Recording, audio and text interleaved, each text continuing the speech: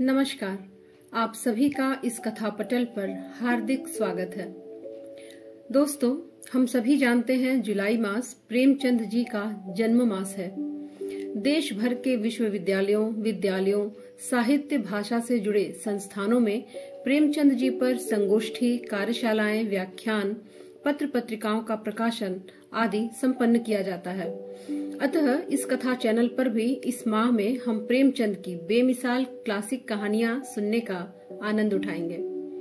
प्रेमचंद ने प्रत्येक महत्वपूर्ण पर अनदेखे कर दिए जाने वाले मुद्दों पर बेबाकी से लिखा। प्रस्तुत कहानी, जिसका शीर्षक है जिहाद, उन्हीं कहानियों में से एक है। इन कहानियों पर ज्यादातर चर्चा नहीं होती और इन्हें कभी किसी पाठ्यक्रम में भी नहीं रखा गया। कलम के इस सिपाही ने आज से 100 वर्ष पूर्व ही समाज के हर पहलू पर लिखा है। हर तरह के भेदभाव, शोषण, अत्याचार, अन्याय पर कलम चलाई है। चाहे हिंदू समाज में व्याप्त भेदभाव को दर्शाती उनकी कहानी ठाकुर का कुआं हो या सदगति, दूध का दाम जैसी कहानियां, अमीर गरीब के रहन सहन का भेद दर्शाती कहानी मंत्र हो या भ्रष्टाचार और ईमानदारी की कहानी नमक का दरोगा। प्रस्तुत कहानी हिंदुओं के जबरन धर्मांतरण को दर्शाती हुई कहानी है। यह कहानी दो हृदयों के निश्चल प्रेम की भी कहानी है, जिसकी नायिका प्राण गंवाने के भय से हिंदू से मुस्लिम बन गए प्रेमी धर्मदास का त्याग कर देती है और किसी भी कीमत पर मुस्लिम ना बनने पर अपने प्राण गंवा देने वाले खजानचंद की हत्या उपरांत उसकी अंतिम क्रिया करती है। वर्षों बाद उसका प्रेमी धर्मदास जब लौटकर आता है तो उसकी असलियत जानकर पाठक भी हैरान हो जाते हैं। क्या थी धर्मदास की असलियत? इस्लाम स्वीकार करने के बाद क्या हुआ था उसके साथ? आइए सुने प्रेमचंद की ये अनसुनी सी कहानी, जिसका शीर्षक है जिहाद। बहुत पुरानी बात है। हिंदुओं का एक काफिला अपने धर्म की रक्षा के लिए पश्चिमोत्तर के पर्वत प्रदेश से भागा चला आ रहा था। मुद्दतों से उस प्रांत में हिंदू और मुसलमान साथ साथ रहते चले आए थे। धार्मिक द्वेष का नाम नहीं था। पठानों के दल हमेशा लड़ते रहते थे। उनकी तलवारों पर तो कभी जंग नहीं लगने पाती थी। बात बात पर उनके दल संगठित हो जाते थे। शासन की कोई व्यवस्था न थी। हर एक कबीले की व्यवस्था अलग थी। आपस के झगड़ों को निपटाने का भी तलवार के सिवा और कोई साधन न था।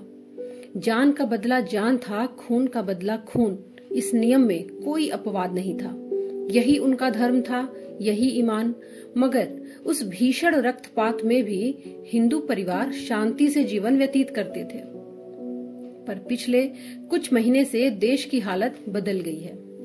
एक मुल्ला ने न जाने कहां से आकर अनपढ़ धर्म शून्य पठानों में धर्म का भाव जागृत कर दिया। उसकी वाड़ी में कोई ऐसी मोहिनी है कि बूढ़े, जवान, स्त्री, पुरुष खींचे चले आते हैं। वह शेरों की तरह गरज कर कहता है कि खुदा ने तुम्हें इसलिए पैदा किया कि दुनिया को इस्लाम की रोशनी से रोशन कर दो, दुनिया से कुफ्र का निशान मिटा दो। एक काफिर के दिल को इस्लाम के उजाले से रोशन कर देने का सबाब सारी उम्र के रोजे, नमाज और ज़कात से कहीं ज्यादा है। जन्नत की हूरें तुम्हारी बलाएं लेंगी और फरिश्ते तुम्हारे कदमों की खाक माथे पर मलेंगे। खुदा तुम्हारी पेशानी पर बोसे देगा और सारी जनता यह आवाज सुनकर मजहब के नारों से मतवाली हो जाती है। उसी धार्मिक उत्तेजना ने कुफ्र और इस्लाम का भेद उत्पन्न कर दिया। प्रत्येक पठान जन्नत का सुख भोगने के लिए अधीर हो उठा है। उन्हीं हिंदुओं पर जो सदियों से शांति के साथ रहते थे, हमले होने लगे हैं। कहीं उनके मंदिर ढाए जाते हैं तो कहीं उनके देवताओं को गालियां दी जाती हैं। कहीं उन्हें जबरदस्ती इस्लाम की दीक्षा दी जाती है। हिंदू संख्या में कम हैं, असंगठित हैं, बिखरे हैं। इस नई परिस्थिति के लिए बिल्कुल तैयार नहीं। उनके हाथ पांव फूले हुए हैं। कितने तो अपनी जमा जगह छोड़कर भाग खड़े हुए हैं और कुछ इस आंधी के शांत हो जाने का अवसर देख रहे हैं। यह काफिला भी उन्हीं भागने वालों में था। दोपहर का समय था। आसमान से आग बरस रही थी। पहाड़ों से ज्वाला सी निकल रही थी। वृक्ष का कहीं नाम न था। ये लोग राजपथ से हटे हुए पेचीदा रास्तों से चले आ रहे थे। पग पग पर पकड़ लिए जाने का खटका लगा हुआ था। यहाँ तक कि भूख प्यास ताप से विकल होकर अंत को लोग एक उभरी हुई शिला की छांव में विश्राम करने लगे।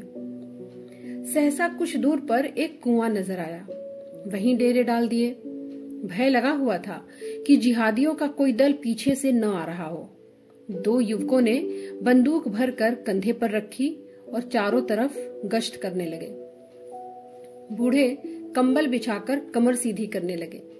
स्त्रियां बालकों को गोद से उतारकर माथे का पसीना पोंछने और बिखरे हुए केशों को संभालने लगी। सभी के चेहरे मुरझाए हुए थे। सभी चिंता और भय से त्रस्त हो रहे थे, यहाँ तक कि बच्चे जोर से रोते नहीं थे। दोनों युवकों में एक लंबा गठीला रूपवान है, उसकी आंखों से अभिमान की रेखाएं सी निकल रही हैं। दूसरा कद का दुबला पतला, जिसके चेहरे से दीनता झलक रही है, मानो उसके लिए संसार में कोई आशा नहीं, मानो वह दीपक की भांति रो रो कर जीवन व्यतीत करने के लिए ही बनाया गया है। उसका नाम धर्मदास है और इसका खजानचंद। धर्मदास ने बंदूक को जमीन पर टिकाकर एक चट्टान पर बैठते हुए कहा, तो तुमने अपने लिए क्या सोचा? कोई लाख सवा लाख की संपत्ति रही होगी तुम्हारी। खजानचंद ने उदासीन भाव से उत्तर दिया, लाख सवा लाख की तो नहीं, हाँ 50-60 हजार नगद ही थे। तो अब क्या करोगे? जो कुछ सिर पर आएगा झेलूंगा। रावलपिंडी में 2-4 संबंधी हैं, शायद कुछ मदद करें। तुमने क्या सोचा है? मुझे क्या गम, अपने दोनों हाथ अपने साथ हैं। वहां भी इन्हीं का सहारा था, आगे भी इन्हीं का सहारा है। आज कुशल से बीत जाए तो फिर कोई भय नहीं। मैं तो मना रहा हूं कि एक हाथ शिकार मिल जाए, 1 दर्जन भी आ जाए तो भून के रख दूं। इतने में चट्टानों के नीचे से एक युवती हाथ में लोटा डोर लिए निकली और सामने कुएं की ओर चली। प्रभात की सुनहरी मधुर अरुणिमा मूर्तिमान हो गई थी। दोनों युवक उसकी ओर बढ़े, लेकिन खजानचंद तो 2-4 कदम चलकर रुक गया। धर्मदास ने युवती के हाथ से लोटा डोर ले लिया और खजानचंद की ओर सगर्व नेत्रों से ताकता हुआ कुएं की ओर चला। खजानचंद ने फिर बंदूक संभाली और अपनी झेप मिटाने के लिए आकाश की ओर ताकने लगा। इसी तरह कितनी ही बार धर्मदास के हाथों वह पराजित हो चुका था और शायद उसे इसका अभ्यास हो गया था।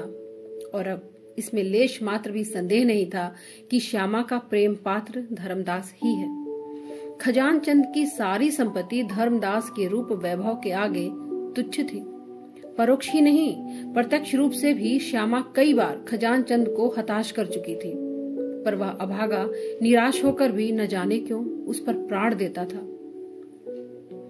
तीनों एक ही बस्ती के रहने वाले थे। श्यामा के माता पिता पहले ही मर चुके थे। उसकी बुआ ने उसका पालन पोषण किया था। अब भी वह बुआ ही के साथ रहती थी। उसकी अभिलाषा थी कि खजानचंद उसका दामाद हो, श्यामा सुख से रहे और उसे भी जीवन के अंतिम दिनों के लिए कुछ सहारा हो जाए। लेकिन श्यामा धर्मदास पर रिझी हुई थी। उसे क्या खबर थी कि जिस व्यक्ति को वह पैरों से ठुकरा रही है वही उसका एकमात्र अवलंब है। खजानचंद ही वृद्धा का मुनीम, खजांची, कारिंदा सब कुछ था। और यह जानते हुए भी कि श्यामा उसे जीवन में नहीं मिल सकती, उसके धन का यह उपयोग न होता तो शायद अब तक उसे लुटाकर फकीर हो जाता। धर्मदास पानी लेकर लौट ही रहा था कि उसे पश्चिम की ओर से कई आदमी घोड़ों पर सवार आते दिखाई दिए। जरा और समीप आने पर मालूम हुआ कि कुल 5 आदमी हैं। उनकी बंदूक की नलियां धूप में साफ चमक रही थीं। धर्मदास पानी लिए हुए दौड़ा कि कहीं रास्ते ही में सवार उसे पकड़ न ले, लेकिन कंधे पर बंदूक और एक हाथ में लोटा डोर लिए वह बहुत तेज न दौड़ सकता था। फासला 200 गज से कम नहीं था। रास्ते में पत्थरों के ढेर टूटे फूटे पड़े हुए थे। भय था कि कहीं ठोकर न लग जाए, कहीं पैर न फिसल जाए। और इधर सवार प्रतिक्षण समीप होते जाते थे। अरबी घोड़ों से क्या मुकाबला, उस पर मंजिलों का धावा हुआ। मुश्किल से 50 कदम गया होगा कि सवार उसके सिर पर आ पहुंचे और तुरंत उसे घेर लिया। धर्मदास साहसी था, पर मृत्यु को सामने खड़ी देखकर उसकी आंखों में अंधेरा छा गया और उसके हाथ से बंदूक छूटकर नीचे गिर पड़ी। पांचों उसी के गांव के महसूदी पठान थे। एक पठान ने कहा, उड़ा दो सिर मरदूद का, दगाबाज काफिर। दूसरे ने कहा, नहीं नहीं, ठहरो, अगर यह इस वक्त इस्लाम कबूल कर ले तो हम इसे मुआफ कर सकते हैं। क्यों धर्मदास, तुम्हें इस दगा की क्या सजा दी जाए? हमने तुम्हें रात भर का वक्त फैसला करने के लिए दिया था, मगर तुम इसी वक्त जहन्नुम पहुंचा दिए जाओगे। लेकिन हम तुम्हें फिर मौका देते हैं, और यह आखिरी मौका है। अगर तुमने अब भी इस्लाम कबूल नहीं किया तो तुम्हें दिन की रोशनी देखनी नसीब न होगी। धर्मदास ने हिचकिचाते हुए कहा, जिस बात को अक्ल नहीं मानती उसे कैसे? पहले सवार ने आवेश में आकर कहा, मजहब को अकल से कोई वास्ता नहीं। तीसरे ने कहा, यह कुफ्र है, कुफ्र है। पहले ने फिर कहा, उड़ा दो सिर मरदूद का। दूसरे ने कहा, ठहरो ठहरो, मार डालना मुश्किल नहीं, जिला लेना मुश्किल है। तुम्हारे और साथी कहाँ हैं धर्मदास? धर्मदास ने जवाब दिया, सब तो मेरे साथ ही हैं। दूसरे ने कहा, कलामे शरीफ की कसम, अगर तुम सब खुदा हो और उनके रसूल पर ईमान लाओ तो कोई तुम्हें तेज निगाहों से देख भी न सकेगा। धर्मदास ने कहा, आप लोग सोचने के लिए कुछ और मौका नहीं देंगे? इस पर चारों सवाल चिल्ला उठे, नहीं नहीं, हम तुम्हें नहीं जाने देंगे, यह आखिरी मौका है। और इतना कहते ही पहला सवार बंदूक की नली धर्मदास की छाती की ओर करके बोला, बोलो, बस बोलो, क्या मंजूर है? धर्मदास सिर से पैर तक कांप गया। बोला, अगर मैं इस्लाम कबूल कर लूं तो मेरे साथियों को तो कोई तकलीफ नहीं दी जाएगी। दूसरे ने कहा, हाँ, अगर तुम जमानत करो कि वे भी इस्लाम कबूल कर लेंगे। पहले ने कहा, हम इस शर्त को नहीं मानते, तुम्हारे साथियों से हम खुद निपट लेंगे, तुम अपनी कहो, क्या चाहते हो, हाँ या ना?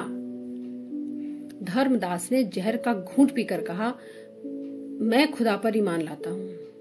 पांचों ने एक स्वर से कहा, अलहमद वलिल्लाह, और बारी बारी से धर्मदास को गले लगाया। श्यामा हृदय को दोनों हाथों से थामे यह दृश्य देख रही थी। मन में पछता रही थी, मैंने क्यों इन्हें पानी लाने भेजा। अगर मालूम होता कि विधि यूं धोखा देगी तो मैं प्यासी मर जाती, पर इन्हें न जाने देती। श्यामा से कुछ दूर खजान चंद भी खड़ा था। श्यामा ने उसकी ओर क्षुब्ध नेत्रों से देखकर कहा, अब इनकी जान बचती नहीं मालूम होती। खजान चंद ने कहा, बंदूक भी हाथ से छूट पड़ी है। श्यामा बोली, न जाने क्या बातें हो रही हैं। अरे गजब, दुष्ट ने उनकी ओर बंदूकें तानी है। खजान चंद, जरा और समीप आ जाए तो मैं बंदूक चलाऊं, इतनी दूर की मार इसमें नहीं है। श्यामा ने कहा, अरे देखो, वे सब धर्मदास को गले लगा रहे हैं, ये माजरा क्या है? खजान चंद ने कहा, कुछ समझ में नहीं आता। श्यामा डरी, कहीं इसने कलमा तो नहीं पढ़ लिया? खजान चंद ने कहा, नहीं, ऐसा क्या होगा, धर्मदास से मुझे ऐसी आशा नहीं है। श्यामा बोली, मैं समझ गई, ठीक यही बात है, बंदूक चलाओ।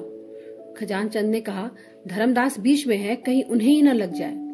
श्यामा ने कहा, कोई हर्ज नहीं, मैं चाहती हूँ कि पहला निशाना धर्मदास ही पर पड़े। कायर, निर्लज्ज, प्राणों के लिए धर्म त्याग दिया, ऐसी बेहयाई की जिंदगी से मर जाना कहीं अच्छा है। क्या सोचते हो, क्या तुम्हारे भी हाथ पांव फूल गए? लाओ, बंदूक मुझे दे दो, मैं इस कायर को अपने हाथों से मारूंगी।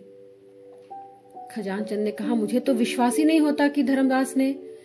श्यामा ने कहा, तुम्हें कभी विश्वास नहीं आएगा, लाओ बंदूक मुझे दो, खड़े क्या ताकते हो? क्या जब वे सिर पर आ जाएंगे तब बंदूक चलाओगे? क्या तुम्हें भी यह मंजूर है कि मुसलमान होकर जान बचाओ? अच्छी बात है, जाओ, श्यामा अपनी रक्षा खुद कर सकती है, मगर अब मुझे मुंह न दिखाना। खजान चंद ने बंदूक चलाई। गोली एक सवार की पगड़ी को उड़ाती हुई निकल गई।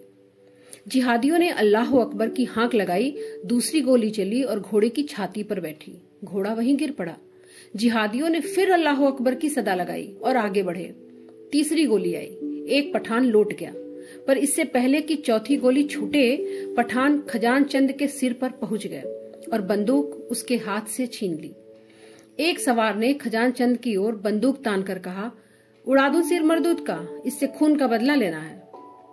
दूसरे सवार ने, जो इनका सरदार मालूम होता था, कहा, नहीं नहीं, दिलेर आदमी है खजान चंद, तुम्हारे ऊपर दगा, खून और कुफ्र, ये 3 इल्जाम है और तुम्हें कत्ल कर देना एन सवाब है।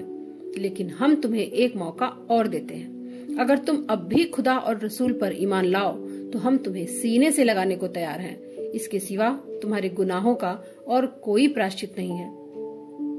यह हमारा आखिरी फैसला है। बोलो, क्या मंजूर है? चारों पठानों ने कमर से तलवारें निकाल ली और उन्हें खजान चंद के सिर पर तान दिया।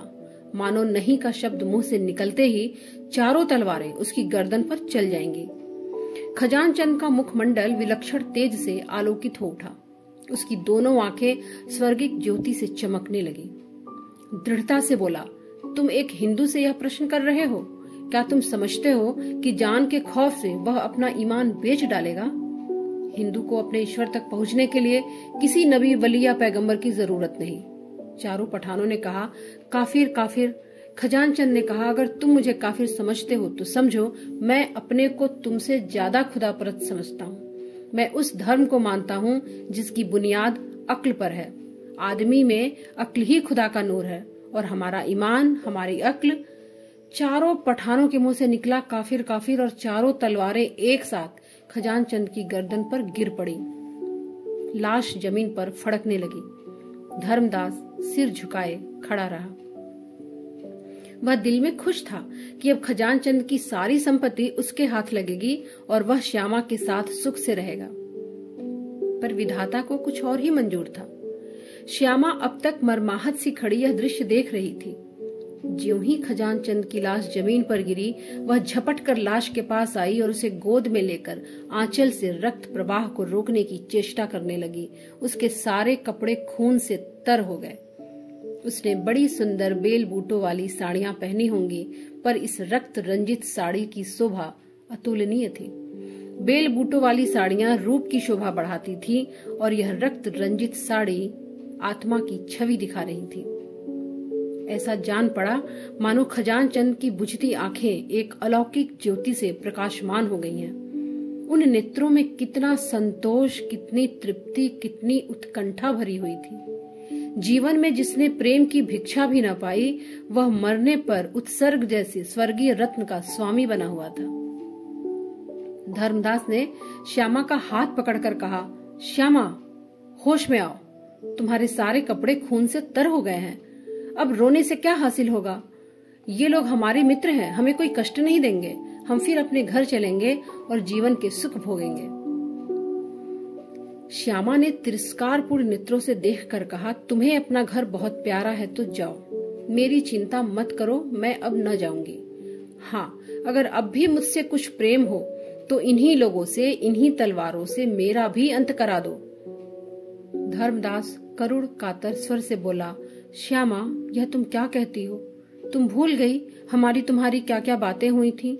मुझे खुद खजान चंद के मारे जाने का शौक है, पर भावी को कौन टाल सकता है? श्यामा, अगर यह भावी था तो यह भी भावी है कि मैं अपना अधम जीवन उस पवित्र आत्मा के शोक में काटूं जिसका मैंने सदैव निरादर किया। यह कहते कहते श्यामा का शोकोद्गार, जो अब तक क्रोध और घृणा के नीचे दबा हुआ था, उबल पड़ा और वह खजान चंद के निस्पंद हाथों को अपने गले में डालकर रोने लगी। चारों पठान यह अलौकिक अनुराग और आत्मसमर्पण देखकर करुणा से भर गए। सरदार ने धर्मदास से कहा, तुम इस पाकीज़ा खातून से कहो हमारे साथ चले। हमारी जाति से इनसे कोई तकलीफ ना होगी, हम इनकी दिल से इज्जत करेंगे। धर्मदास के हृदय में ईर्ष्या की आग धधक रही थी। वह रमणी जिसे वह अपनी समझे बैठा था, इस वक्त उसका मुंह भी नहीं देखना चाहती थी। बोला, श्यामा, तुम चाहो इस लाश पर आंसुओं की नदी बहा दो, पर यह जिंदा न होगा। यहाँ से चलने की तैयारी करो। मैं साथ के और लोगों को भी जाकर समझाता हूँ। खान लोग हमारी रक्षा करने का जिम्मा ले रहे हैं। हमारी जायदाद, जमीन, दौलत सब हमको मिल जाएगी। खजान चंद की दौलत के भी हम ही मालिक होंगे। अब देर न करो श्यामा, रोने धोने से कुछ हासिल नहीं। श्यामा ने धर्मदास को आग्नेय नेत्रों से देखकर कहा, और इस वापसी की कीमत क्या देनी होगी? वही जो तुमने दी है। धर्मदास यह व्यंग समझ न सका। बोला, मैंने तो कोई कीमत नहीं दी, मेरे पास था ही क्या। श्यामा ने कहा, ऐसा ना कहो। तुम्हारे पास वह खजाना था जो तुम्हें आज कई लाख वर्ष वे ऋषियों ने प्रदान किया था, जिसकी रक्षा रघु और मनु, राम, कृष्ण, बुद्ध, शंकर, शिवाजी और गोविंद सिंह ने की थी। उस अमूल्य भंडार को आज तुमने तुच्छ प्राणों के लिए खो दिया। इन पांवों पर लौटना तुम्हें मुबारक हो, तुम शौक से जाओ। जिन तलवारों ने वीर खजानचंद के जीवन का अंत किया, उन्होंने मेरे प्रेम का भी फैसला कर दिया।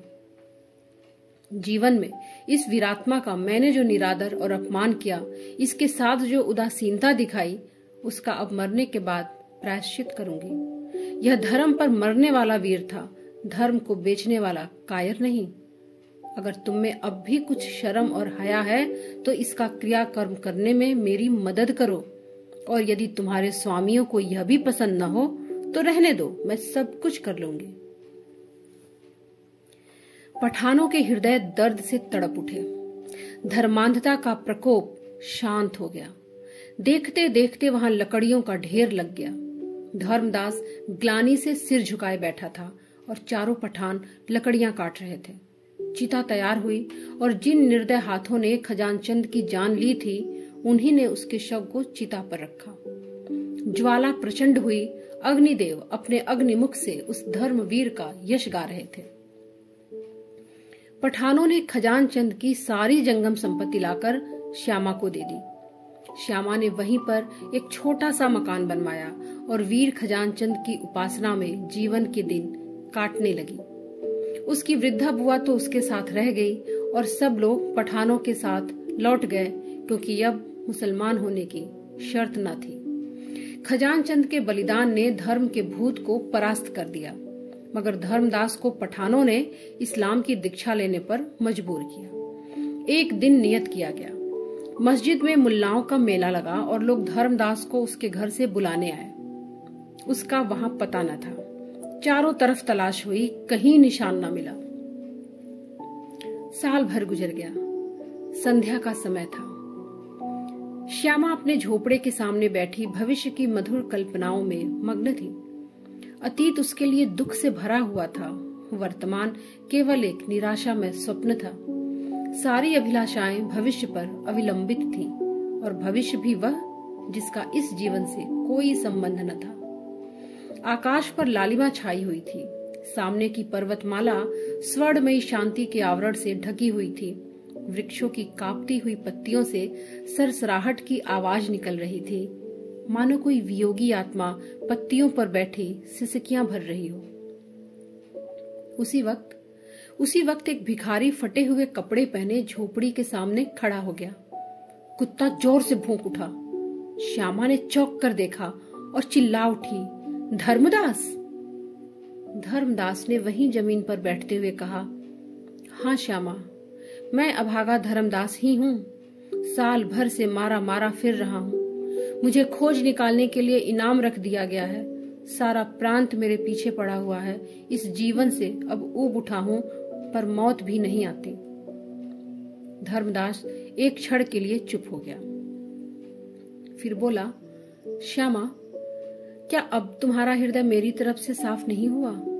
क्या तुमने अब भी मेरा अपराध क्षमा नहीं किया? श्यामा ने उदासीन भाव से कहा, मैं तो तुम्हारा मतलब नहीं समझी। धर्मदास ने कहा, मैं अब भी हिंदू हूँ श्यामा, मैंने इस्लाम कबूल नहीं किया। जानती हूँ, तो क्या यह जानकर भी तुम्हें मुझ पर दया नहीं आती? श्यामा ने कठोर नेत्रों से देखा और उत्तेजित होकर बोली, तुम्हें अपने मुंह से ऐसी बातें निकालते शर्म नहीं आती? मैं उस धर्मवीर की ब्याहता हूँ जिसने हिंदू जाति का मुख उज्जवल किया है। तुम समझते हो कि वह मर गया? यह तुम्हारा भ्रम है। वह अमर है। मैं इस समय भी उसे स्वर्ग में बैठा देख रही हूँ। तुमने हिंदू जाति को कलंकित किया है। मेरे सामने से दूर हो जाओ। धर्मदास ने कुछ जवाब नहीं दिया। चुपके से उठा, एक लंबी सांस ली और चल दिया। प्रातःकाल श्यामा पानी भरने जा रही थी, तब उसने रास्ते में एक लाश पड़ी हुई देखी। 2-4 गिद्ध उस पर मंडरा रहे थे। उसका हृदय धड़कने लगा।